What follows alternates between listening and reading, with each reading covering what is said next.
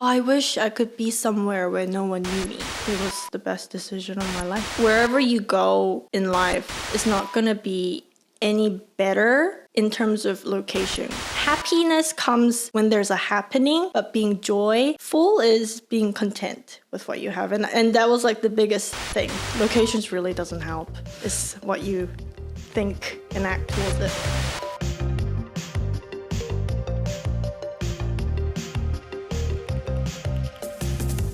Okay, well, welcome back to the Banana Lab podcast. Thank you so much for joining us, everyone. If you're listening to our content and you're loving what you're hearing, please give us a like, follow, subscribe, share our content. The support is much appreciated. We've just got Doge here who's threatening to come into shot, so we'll see if Toby wants to join us today, maybe?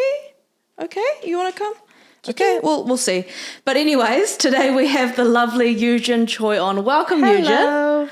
It's your first podcast today, isn't it? Yes. Yeah, yes, how are you feeling? A little bit nervous. Okay. Gonna ignore the cameras and the mic in front of me. Absolutely. Yeah. Oh, Toby's a bit of a fan.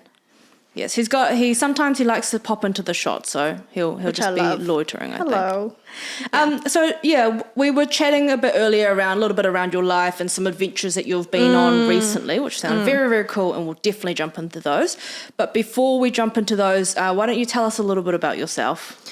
My name is Youjin. I work as an experiential marketing manager, which is pretty much a fancy word for event project manager. Oh, okay. Yeah, and I work in the hospitality industry. I come from like a family of 4. So I have a sister 6 years younger than me. And I am a Christian. I am a arts lover. I like to listen to jazz, indie pop music. I like to journal. That's about me. Yeah, man, awesome. So experiential marketing, how did you get into working in that space? It's, I think we gotta go back like 7 years back. Right. I began working in the hotel industry without a desire. It was an internship that I naturally got before I graduated university. And then progressively, I took on like the creative marketing executive role. And throughout the entire 6+ years, I've just been doing cluster marketing manager. And this role is actually recently earned, so it's only been about 3 months. And I think throughout that career, I was able to kind of build the professional skill sets that's needed, such as like the communication side, the bits and bobs of like the social marketing side, the content creation side, and all of that kind of collectively came together. And now I'm given this role to kind of be like the middle person for all of the moving parts to allow like an event to come to life. Cool. So I know you work for quite a large company. I can imagine you would have worked on some cool events over your time. Or been part of some cool campaigns. It's all upcoming. Yeah? It's all upcoming. We have like a coffee rave that's coming up next week. Oh, wow. We cool. also have like a collaboration with a big food company, and we're doing a launch party. All of these things are really big and large in scale, which I've never actually took on before.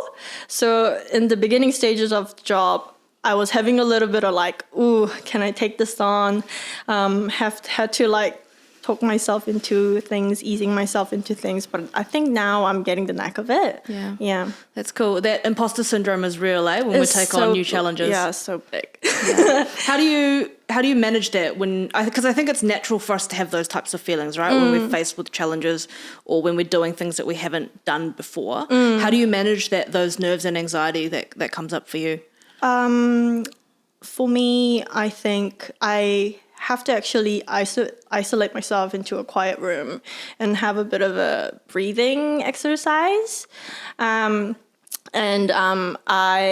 am a Christian-born like family, so I listen to like hymn songs, and I kind of have to pray, and this kind of goes on repeat for several days until I kind of get to no one's gonna die. It's just a job. Calm down. Yeah, That's true. it. At the end of the day, if no one's gonna die, it's okay. It's okay. Yeah. So did you study in the creative fields? Yes. So I did a visual communication major in AUT, which kind of encompasses all sorts of advertising, moving image, photography, graphic design, all of that. And that was my degree. And just before I graduated, a hotel was like, we're looking for a graphic designer as an intern for a pre-opening.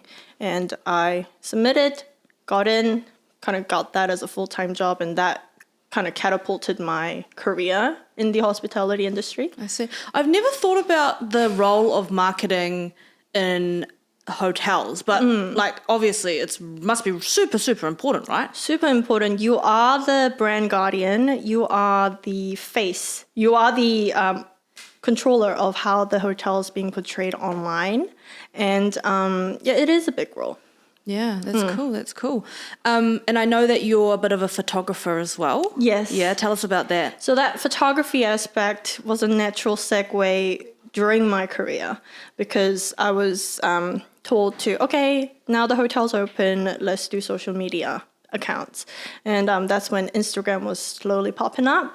And that's something that I naturally took on. And so a lot of were learn as you go, like kind of figure it out as you go. And that's when I picked up the camera and I fell in love with it. And then I found out like a photography community page and kind of joined, met different creatives and kind of collaborated with like amateur models here and there. And that was like the peak of like my creative portfolio stage. And then I got into like a love-hate relationship with that because creatives kind of fall into a rut sometimes. And then, but now it's just something that's very natural to me. It is something that I love doing, and it is something that I like to utilize to gift to my friends, such as like, I don't know, engagement photo shoot or like maternity photo shoots. That's what I do like on the side as well. Yeah, what an awesome skill to have. Yeah, I'm very grateful. Yeah, that's cool. And I know, talking about hobbies, you run as well, is that right? Yes, running is something that I picked up when I was abroad in Germany, and that's when I did my first 10K. Oh, nice. And then such an achievement, when you get that first 10Ks achievement, done. but I kind of did it on a whim 2 weeks before the actual marathon. I kind of I don't know, I didn't even know how to train for it. I just ran every single day, and on the day I ran, and I was like crawling on the ground the next 3 days. But I've now have learned how to actually train properly. So I have a routine. I have like muscle, like strength trainings and all of that. Yeah. So yeah, I have half marathon coming up. Cool. Which one are you doing? Auckland Marathon. Is that so you get to go over the bridge as well? Yes. Amazing. 21K. Double what I did before. Yeah. How are you feeling about it? Still got a few months left. Getting there. Yeah. How's the training going? It's slowly but surely progressing. I'm having physio on the side as well, just to make sure that I'm doing things right. Yeah, so it's been good. Have you got like a time, like a goal time? I think since this is my first time, just finishing it is the goal. That is a solid goal. Yeah. That's awesome. Cool. So I know you moved here from Korea when you were young, right? Yeah, tell us a little bit about that experience and what that was like for you. I moved over at the age of 9. And during that time, it was the IMF period in Korea. And so my parents kind of packed up their bags, and my dad came over before us and said, oh, this place is really nice. It's very safe. And they kind of value female opinions and all that compared to like Korea. And the educational system's really great. And so we moved over. But I wasn't able to start school immediately due to the visa issues. And so that's when I, on repeat, watched Barbie cartoon stuff, the SpongeBob's. And that's when my ears started to open with the English. Oh, so your first exposure to English would have been from like TV shows? TV shows. Okay. Didn't know a single word of English. And when I ended up getting into like a primary school, I didn't know what they were saying. So straight into ESOL class. And we moved houses frequently. And luckily, we had a really lovely Pakistani family as our neighbor. And there were 2 lovely daughters who became our friends. And so that's when I picked up the speaking part. So I didn't have that traditional sit down in, school academies and learn the grammatic stuff. It was like on the, go. Learn as you go type of mentality was picked up then. Yeah. Do you remember, being, that age, do you remember what those difficulties were like for you? Like socializing or trying to figure out what was going on in school. Do you remember how that felt? Honestly, the primary, stage part is a blur. All I could remember was I just see smiling faces, don't really understand what they're saying. And the biggest difficulty came when I had to be the translator for my parents for certain things. And I think whenever I get phone calls in English, my parents will automatically give it to me, but I have no idea what they're saying. And so my immediate response was, I'm sorry, I can't speak English very well. And they would say, that was a perfect sentence. You know exactly how to speak in English. But I didn't know anything else after that. And so I think that's when my fix the problem kind of mentality got started as well. And you're the oldest child as well, right? So do you feel a level of responsibility around, making sure that you do fix issues? Yes, I am a fixer in my family. Yeah, I can totally relate to that as well. I'm an oldest child and I was born and raised here. So English was, I'm much better at English than I am at Korean, but it's a thing, right? Especially for the oldest children. Culturally, there's a level of expectation, but our parents don't know the environment like us. No. They weren't born and raised in this environment. No. And definitely over the years, I've been doing a lot of reflecting on that responsibility I had as a kid as well. And I think growing up, I couldn't help but feel a slight bit of resentment towards my parents just because I had to take on the mother role of my younger sister.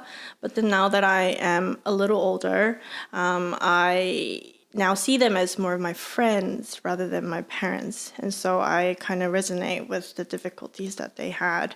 I think my year abroad in Germany kind of allowed me to see things in their perspective, because you're plopped into a foreign country, don't understand the language, you have to do all their governmental stuff, and you need a lot of resilience. You need to have confidence in yourself, but also but for them, they had kids to feed. Whereas for me, I just had to look after myself. And so when I returned back, I understood why my dad was finding it difficult to read anything that came through the post and would ask me to translate it for him and things like that. So, yeah. Sounds like the whole adventure was quite eye-opening and... Very. Yeah. So tell us about that. How did you end up going to Germany? So when you work in hotels, you encounter a lot of people from overseas coming in and doing the jobs in the hotel. And 9 out of 10 times they come with a visa called working holiday. And that's when I first encountered the term working holiday. And then I realized that there was an age limit to it, 30 years. You had to go before you turn 30. And I left when I was 28. Purely because time is running out, gotta do it now type of thing. Originally, I was gonna go to Spain, but I met up with my long distance cousin, auntie, so my mom's cousin, and she said, I lived in Germany for a few years. I have a few friends that I can connect you to. Go to Germany. They get paid better amongst the European countries, and they speak better English compared to anywhere else. So I've never met her in my entire life except for that moment, but I'm like, okay. And so the plan entirely shifted, and I think it was it was a good choice because geographically you're right in the middle in Europe, so it's very convenient to travel. And thanks to her connections, I was able to stay somewhere without stressing over. So the first 3 months was have fun, travel, see different side of the world. And then the rest of the year, it was like, go to a language school, get a job, do a lot of things that you never thought you would do. So I was in a very different headspace. It's like a year purely for me. Let's have fun. That's kind of awesome. like the thing.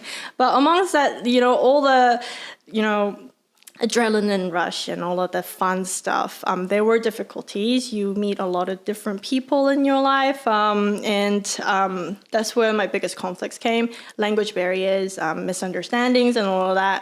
And so I think in the faith department, it kind of accelerated too, because I had no one else to rely on except for God. And so and returning back was like, oh my gosh, had I just woken up from a dream type of thing, because it felt so difficult and different. And now I feel like I'm at home, and I'm just adjusting back to the quiet, ordinary life compared to the wild, exciting, that kind of life a year ago. Whereabouts in Germany did you end up? Frankfurt. Oh, cool. And what was your experience of Frankfurt? I mean, it sounds like you had a lot of fun. I had a lot of fun. But Frankfurt is not a aesthetic city. It's like a government or like a corporate city, isn't it? Corporate. Lots of high-rise buildings and a lot of banks and big companies are there. But it's so easy to travel when you're in Frankfurt. And where I lived, it was a little town called Leipziger Straße. And that place was like the big hype area where the cool cafes were. And the transportations were awesome and the food were great. But there are also like cultural shocks. What were some of those cultural shocks? I'm interested to know. So when you go and you find a house, there's a compulsory tax you have to pay, which is called radio tax. And this is for your radios, your broadcasting TVs and stuff. Even though you don't use those, you have to pay. And so that was a cultural shock to me. Was it a lot? It's dependent on where you live, how many people you live with, and stuff like that. What else? People smoke a lot. Oh, even with their child, like in the stroller. Oh, really? They smoke a lot. And so I remember just coughing a lot when I was walking around. The beers are, it's legal to drink it in public transports anywhere you go. Oh. Yeah. So are people drinking beer on the train and stuff? Yeah. Oh, you I drink see. like it's water. However, speaking of water, you have to pay to drink water. Otherwise, they give you the tap water, which has calc in it, which is it's high in minerals, and it leaves like a white cast. And so when you shower in European water, you lose a lot of hair because it dries out your scalp and your skin. And when you brush your teeth and you rinse your toothbrush, you will see like the white cast and stuff like that. So in the supermarkets, they have this chemical that you put and you boil the water to remove the calc. So, yeah. Interesting. That's really interesting. What are the German people like? Because, there's a stereotype of German people being quite serious. Yes. Do they live up to that? No, actually. So that was my biggest concern before actually getting on the plane and leaving, because I was really scared that I wouldn't make any friends. However, they have that resting bitch face. They're not like that. Oh, yeah? They're actually quite shy and quite timid. And they actually like to be approached. And when you do approach them like your friendly Kiwi, attitude of like, hey, how are you doing? And things like that, they actually like the small talks. And they find them quite surprising. Like, oh, you want to know how my day is? Oh, so that's not a normal thing. It's not a normal Whereas thing. in here, we'll just chat to some random on the street. It's quite normal, right? It is normal. And I worked at a cafe, and I was the front of house. And so I would, compliment if someone had like a really cool earring or something like that. And this German girl, a lot of body language were done when trying to communicate with these people. And she would physically come with her phone with the website telling me that this is where she's gotten and things like that. So they're very approachable. They're really loving. However, they're very cautious about who they consider as their friends. But once they go, okay, you're my friend, then you're friends for life. Cool. And I was fortunate enough to meet a German girl there, and we have been talking, still friends till this day. Awesome. Yeah. That's cool. Yeah. What's your German like? What's your Deutsche like? I think I've forgotten most of it. However, I think I can still introduce myself. Yeah. Oh, go on. Give us an introduction. Gosh, okay. Hallo, ich heiße Youjin. Ich bin in Südkorea geboren, habe aber in Neuseeland gelebt. Ich bin 13 Jahre alt und arbeite als experiential Marketing Manager. Schön, dich kennenzulernen. So what I said is my name, that I was born in South Korea and I live in New Zealand. And I'm 30 years old and I work as an experiential marketing manager, and nice to meet you. That's so cool. Yeah. Nice. So did you go to German language school while you were there as well? Yeah. Yeah? 3 months of intensive language course. And then I worked in the cafe. So again, like that sitting in the classroom, learning the language is not how I picked up English. So I had to kind of cram all the knowledge in the short span of time and actually use that in the real life. And I'm trying to like Google search, write it all down on a notepad, and actually speaking to the customers were the most effective way for me to pick it up. Yeah. I can imagine you get pretty good, at trying to figure out what people need and picking up those key terms when you're there and you're having to serve customers every day. Yes. And so there are a lot of German travelers in New Zealand. So when I do hear Germans talking across the street and stuff, I do get quite giddy. Like, ooh, I know what they're saying. That's cool. That's awesome. Did you get a chance to travel around Europe while you were there as well? Yes. Yeah, cool. Where did you go? I went to Prague. I went to Amsterdam, Paris, Barcelona. Oh gosh, where did I go? I went to Crete Island. I went to... can't remember. I just like roamed around everywhere. I wish I had gone more and visited more places. Yeah. Yeah. What were some of your standout locations that you did get to visit? The biggest, like my favorite place is called Heidelberg, which is a town near Frankfurt, just a train ride. And why it stands out is that it's the very first city that I went the moment I landed in Frankfurt. And it's like polar opposite, like the architecture's different, the food's different. You got the cobblestone floors, you get the pastel colored architectures and stuff like that. So that was really pretty. I did go to Crete Island in Greece to help transport a dog that was being, what do you call them? Like moving?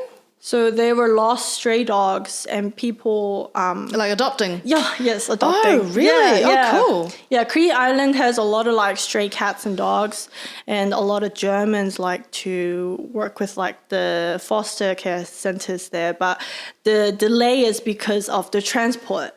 And so sometimes they ask travelers to see if they're okay with bringing the dogs over back home.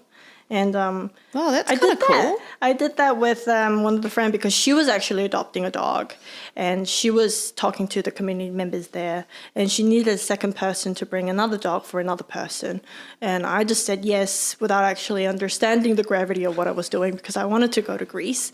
And I brought back a very small little puppy, and now he lives with his mom. His name was Milo. That's so cool. That's awesome. Yeah, so that was like the big highlight. When you left New Zealand to go to Germany, did you think that this was going to be a transformative experience where you learned a lot about yourself and connected with yourself? Not to this gravity, but I did have high hopes. Yeah. Because prior to that, I was like, oh, I wish I could be somewhere where no one knew me. I think a lot of people kind of go through that phase, and that was like a hard period of my life, professionally, personally, and all that. And I just needed like a break from my normal life, and so I went, and it was the best decision of my life. That's cool. What do you feel like some of those key learnings or key takeaways for you are after traveling? I think wherever you go in life is not going to be any better in terms of location, because a lot of people are not satisfied with their current life. So they wonder, oh, someone's in Australia or someone's elsewhere. Their life looks better. But that's actually not the case.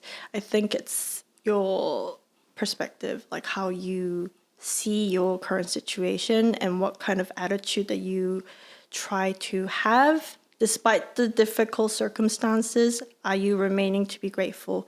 Are you remaining to be faithful? And are you trying to find the positives within your case? I think that's what makes your life actually joyful. Happiness comes when there's a happening, but being joyful is being content with what you have. And that was like the biggest thing, because on Instagram, I could have been living like the best life to someone.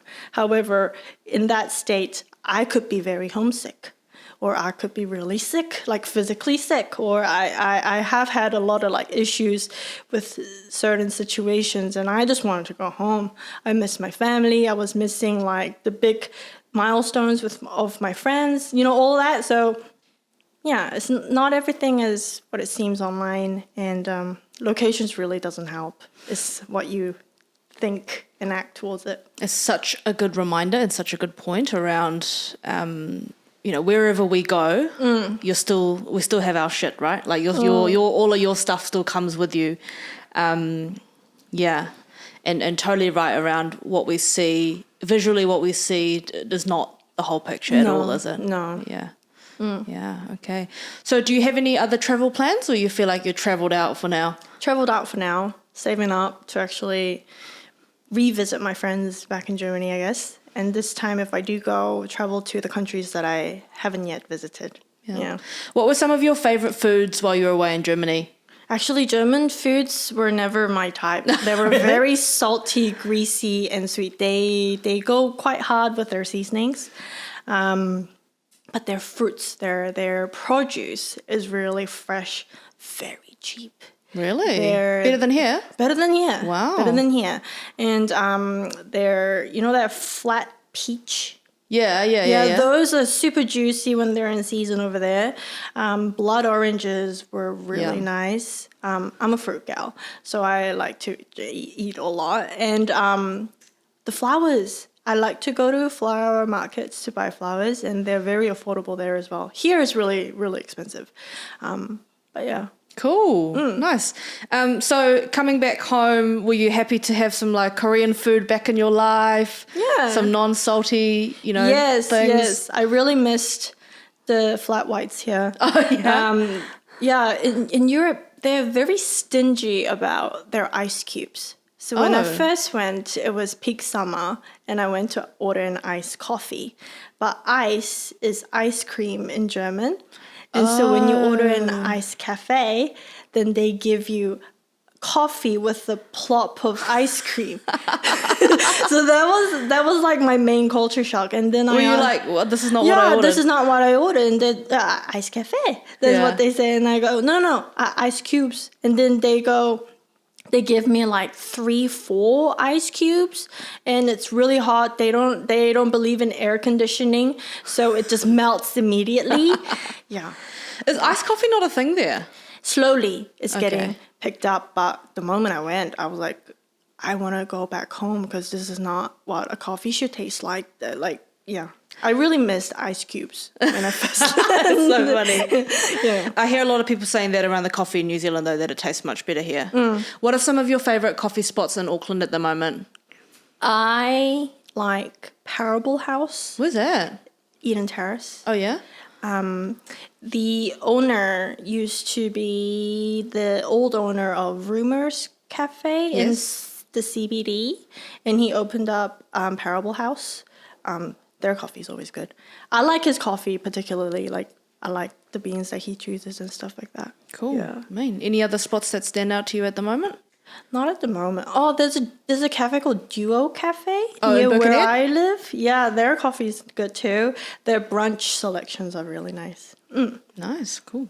I'm going to shout these guys out again because I did last time, but I really love them. Small Mercies in Eden Terrace. Oh yeah, have you been? No, I haven't. So it's a Korean spot, but they do like coffees and gwabegi.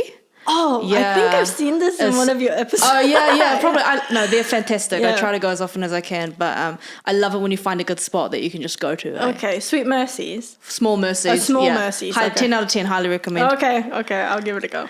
Before we were filming, we were talking a little bit around our experiences being Korean New Zealanders, and we have the image of a banana here because this kind of came to us because I was reflecting on my own experience of being Korean on the outside but feeling white on the inside in terms of culturally or sort of like socially how I felt, and that dissonance you go through when balancing two kind of worlds. And I know that you had a similar experience as well in terms of cultural identity and figuring that out for yourself. So what was that like for you, coming here as a young person and trying to figure out what your cultural identity was? A lot of trial and error. So when I first started school, I would naturally be partnered up with like those Korean international students purely because I was the only Asian in the classroom. And I couldn't get along with them because they would swear at the end of every sentence they would speak. Really? Yeah. Even in primary school? Even in primary school. Damn. And so that would really make me uncomfortable. And then I would tell them, can we speak nicely? And then they go, what do you mean? This is how we speak in Korea. And so aggressive verbiage were like, oh, this is what Koreans are like to me when I was growing up. And I think I naturally chose not to hang around with them unless I needed to. And now it's more like when I visit home in Korea, I stand out as a white person. Even when I walk along the streets of Gangnam, people ask me, are you Korean or are you a foreigner? Because you look Korean, however, your makeup style is not a typical Korean. I don't know what that means. That is such a Korean thing to say. Yeah, and I think one of the things that I can't really understand is how Koreans like to comment on appearances. I'm doing a big nodding my head right now. Yeah, and I think they cover it up like, oh, I'm really interested in you. However, all the questions they ask, I find it quite invasive and a little bit too judgmental. What kind of stuff would you get asked? Oh, stuff like, are you in a relationship? Are you going to get married? Are you going to have kids? Like, even from like my family members who I never see that often. Those are the first 3 questions that I get asked the moment I see them. And I'm like, how about hello? How are you? How's life? Yeah. I see. I feel like my perspective has been so... It's so confusing for me because how I was raised at home and how I was taught to treat people from home from that Korean cultural perspective is so different to what my real life has been like, you know, growing up here and living here and working here. So I find that I kind of, like, I try to make the most of both worlds in terms of taking the positive things that have come from the various cultures that that surround me, but I get confused because now I don't know like what's what. And I know, you know, you said earlier around that feeling of not feeling Korean enough, but also not being white enough to fit in both places. And I can really, really relate to that. You know, I think back to just like how in school and kind of how anti-Korean culture I was in terms of trying to distance myself as far as possible. And then thinking about later on as I've become an adult and in my professional life, trying to connect with that culture, but not having that level of connection because I've never lived there or that's not a culture that's ever been my primary culture as well. So yeah, have you kind of had experiences like that as well? Perhaps. These days I get asked like, oh, who are your favorite K-pop idols these days? I don't listen to K-pop music. I don't like K-pop either. I don't. Do you like K-dramas? I do love K-dramas. Okay, I don't like K-dramas. Yeah, sorry. Why not? They're just so dramatic. Oh, okay. You know, they're like really dramatic. And same with Korean game shows. You know how they do the like 3 times replays? Yes. It's just so dramatic. I can't get on board. But I'm happy for you. Yeah, so I can talk about the Korean dramas, but I when they ask about the Korean celebrities, like the names and stuff, I don't know who they are. I need to see their faces to see if I can actually recognize them. And so English, like non-Korean friends ask me about Korean skincare, Korean music. I can get by with the skincare part, but not with the music part. And when I sit with like the Korean group, they talk about like who's the current hot guy, da da da da. I can't relate to that. And so I'm just in the middle. Yeah. Does it make it difficult for you to feel confident in your cultural identity, or are you at that place where you're just at peace with who you are?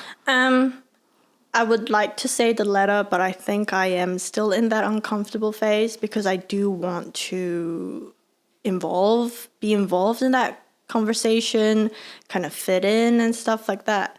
However, everyone has their quirks, their likes and dislikes.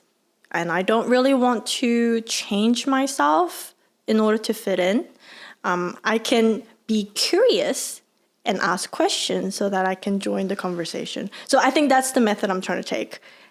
Are you curious? You don't have to like it. Just be curious. Just ask questions. Just add, oh, okay, that's cool. Like that kind of like nuances here and there. Yeah. Yeah, that's cool. Have you experienced any racism in New Zealand as a Korean New Zealander? Luckily, I haven't that much. I think the only time I remember during school was a white guy just walked by saying "ching chong" and walked away.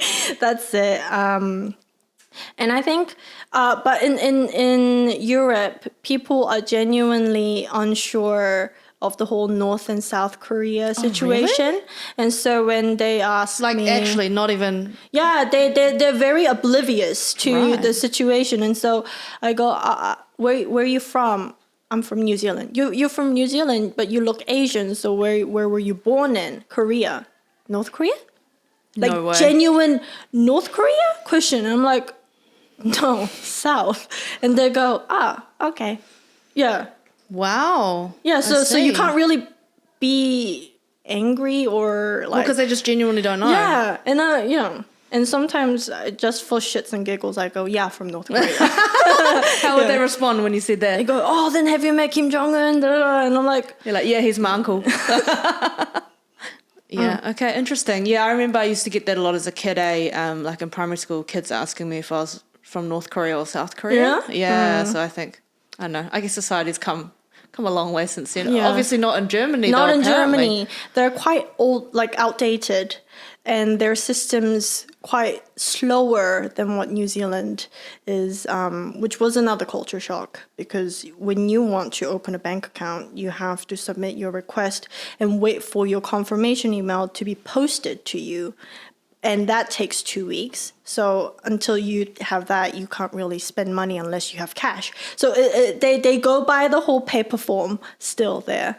Yeah, which is quite old. Yeah, interesting. I didn't expect that from Germany. Me too. Yeah. Good to know. So what's next for you? What's, have you got any, I know you got the half marathon coming up, obviously. What's next for you, Jin? What's next?